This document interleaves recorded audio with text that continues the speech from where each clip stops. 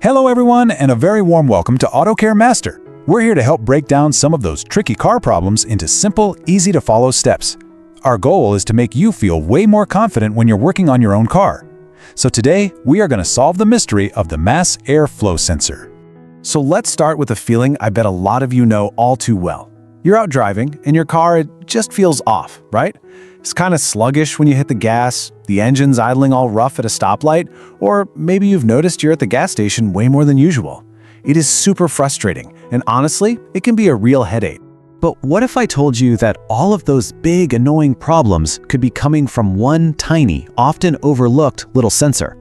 That's right. Before you start imagining some huge, expensive repair bill, we need to take a look at this little guy first. All right, let's dive right in. We're going to start at the beginning. What in the world is this part? And what exactly does it do inside your engine? Okay, so this is it, the mass airflow sensor, or MAF sensor for short. Now, its job might sound simple, but believe me, it is absolutely critical. It measures the precise amount and density of air that's getting sucked into your engine. Then it zips that information straight to your car's main computer. You know, a really great way to picture this is to think of the MAF sensor as the lungs of your engine. It's measuring every single breath the engine takes, and it tells the engine's brain, that's the computer, exactly how much air is coming in. With that info, the brain can add the perfect splash of fuel to get the ideal mix for power and efficiency. So how do you even know if this little sensor is causing your problems? Well, when it starts to go bad, your car will give you some pretty clear clues. And knowing what to look for, well, that's the first step to solving this whole mystery. Now, the interesting thing here is just how many different symptoms you can get. Of course, the check engine light is the big, obvious one. But you might also feel that rough, shaky idle, or the car might even stall on you. When you go to accelerate, it might hesitate or jerk around because the computer is just getting bad information. You'll for sure notice your gas mileage tanking. And if you see black smoke coming out the back, that's a classic sign the engine is running rich. It's just dumping in too much fuel, all because of a bad reading from this one little sensor. And this isn't just some technical checklist. This quote from a real driver, it just perfectly captures what it feels like from behind the wheel. The RPMs are swinging all over the place, the car feels like it's about to quit on you, and the lights might even dim. It's a really unsettling feeling that points straight to an engine that isn't stable. Okay, so you've seen the clues. The next step is, of course, the investigation. How can we be sure, like 100% sure, that the MAF sensor is the real problem here? Well, there are two really good ways we can get to the bottom of this. One uses a modern scanner tool, and the other uses a good old-fashioned multimeter. Either way, you're going to find out what you need to know. And this picture shows the first method perfectly. See, if you plug in a diagnostic scanner, you can actually see the data coming from the sensor. A healthy sensor, like the one here, makes this jagged, constantly moving line. And why is that? Because the air flowing into your engine is never perfectly smooth. But a bad sensor, it gets stuck. It'll often just give you a dead flat line, reporting the same number over and over, which is impossible. That's a dead giveaway that it's toast. Now, if you don't have a fancy scanner, no worries at all. A basic multimeter works just fine. There are really just three things to check. First, you want to check the power wire to make sure it's getting around 12 volts. Second, make sure the ground connection is solid. And last, the most important one, check the signal wire. As you gently give the engine some gas, that voltage should climb up nice and smooth. If it's jumping all over or just stays flat, you found your problem. Okay, so you've confirmed the MAF sensor is the culprit. Now, hold on, don't run out and buy a new one just yet. The most common fix is also the cheapest, and it is absolutely something you can do yourself. You see, over time, a bunch of dirt and oil can build up on the sensor's delicate wires. This gunk is often all it takes to mess up the readings. So to fix it, you just carefully take the sensor out. Then, give it a good spray, but only with a cleaner made specifically for MAF sensors. Then, and this part is super important, you have to let it air dry completely. Don't rush it. Once it is 100% dry, put it back in and see how the car runs. All right, now for a huge warning. Please do not ever use something harsh like brake cleaner or carb cleaner on this sensor. Those chemicals will completely destroy the sensitive electronics inside. And also, whatever you do, do not touch the tiny little wires inside the sensor. A gentle spray is all it takes. But what happens if cleaning it doesn't solve the problem? Well, sometimes the sensor is just too far gone. So let's talk about when it's finally time to just get a new one. So here's the bottom line. Always try cleaning it first. That's the fix for the number one issue, which is just dirt and oil buildup. But you'll need to replace it if cleaning does absolutely nothing to fix the issue, or if your multimeter test showed it was electrically dead, no power, no signal. And another big sign is if the problem goes away for a little while but then comes right back, that usually means the sensor has failed on the inside. And here is a fantastic pro tip for you just in case you're ever in a real jam. If your car is running so poorly that it's barely drivable, you can actually just unplug the MAF sensor. When you do that, the car's computer will switch over to a default backup plan. It won't run perfectly, but it'll run steady enough to get you home or to a shop safely. Just remember, no data is way better than bad data for your engine's computer. So, let's just wrap this all up real quick. The MAF sensor is absolutely vital for your engine. If your car is idling rough or your performance is just bad, it's a major suspect. You can prove it's bad by looking for that flat line on a scanner or by testing it with a multimeter. And remember, always try cleaning it first with the right stuff to save yourself some cash. Only buy a new one if cleaning doesn't fix it for good. And that just about does it for this one. But before we go, I want to leave you with the question. Besides the MAF sensor, what's another one of those small, easy to overlook parts that you know can cause some major headaches in a car? I'd love to hear your thoughts down in the comments. Thank you so much for tuning in to Auto Care Master. If this was helpful for you, please give it a like and be sure to subscribe so you don't miss our next explainer. Until then, take care and we'll see you on the next one. Welcome to Auto Care Master. Today, we're going to tackle a problem I know every car owner dreads. Yeah, it's the one that starts with that tiny little light on your dash and can end with a pretty big bill. So, picture this. You're just driving along, minding your own business, and then boom, there it is, that dreaded check engine light. And you know, a lot of the time, the culprit is some kind of mysterious sensor failure.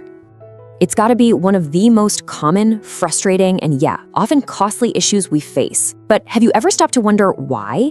Why do these super precise parts, basically the electronic eyes and ears of your engine, seem to fail so darn often? All right, so let's get right into it. We'll start with a big picture, the universal challenge for all sensors. Then we'll get specific with what's happening in your car. After that, we'll talk prevention and care, and we'll wrap up with a cool look at the future of fault detection. Okay, so first things first, it's really important to get this.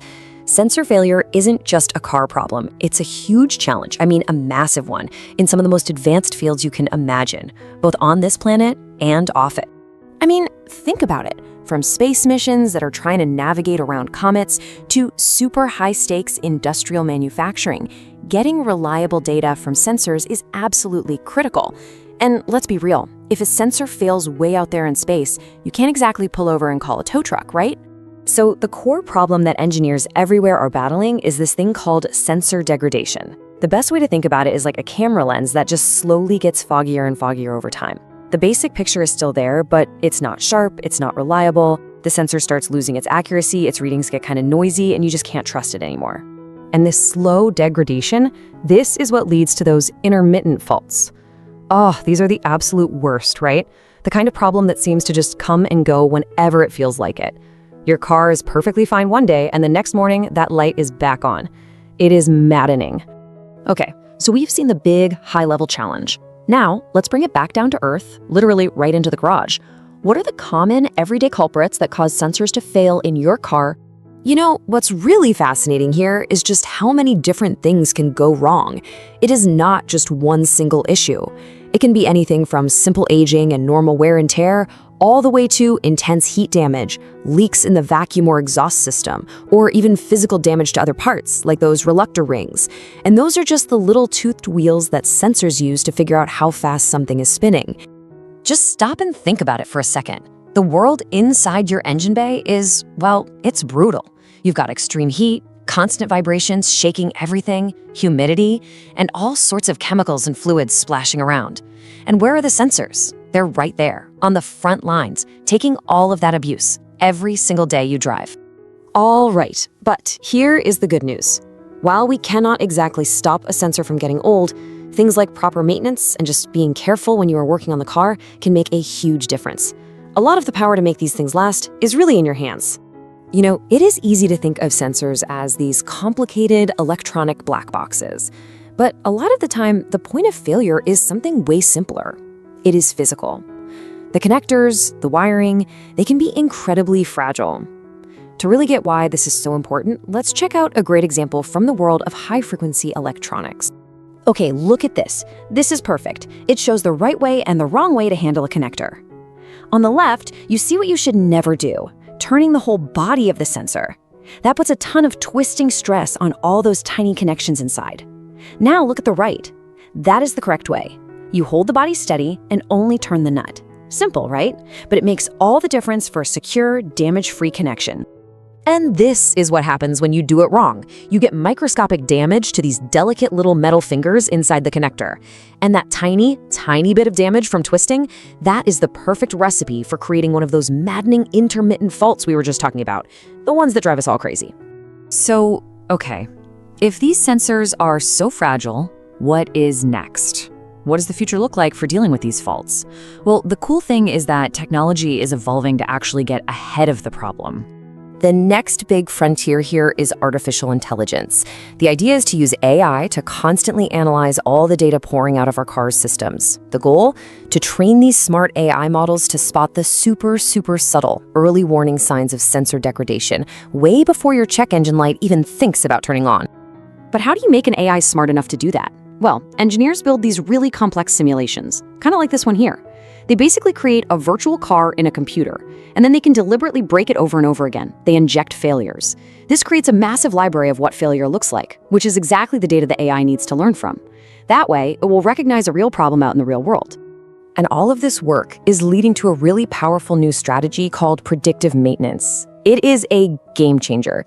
Instead of just waiting around for a part to break, the car's system monitors itself in real time. It predicts when a sensor is getting close to failing, and then it alerts you. So you do the maintenance only when it is actually needed. No more guessing. So, what is the big takeaway here? It is that we are slowly but surely moving away from a world where we just react to things breaking. We are moving towards a future where our vehicles can actually predict their own repairs. It is a really fascinating shift from being reactive to being proactive. And there you have it. That is our deep dive into the science, the common causes, and the really cool future of car sensor failure. Hey, if this explainer helped you understand what is going on under your hood a little better, we would really appreciate it if you took a second to hit that like button, maybe share it with a friend who'd find it useful, and of course, please subscribe to the Auto Care Master channel so you do not miss what is next. Thank you so much for your support. It truly means a lot, and it lets us keep making these explainers for you. We will see you in the next one.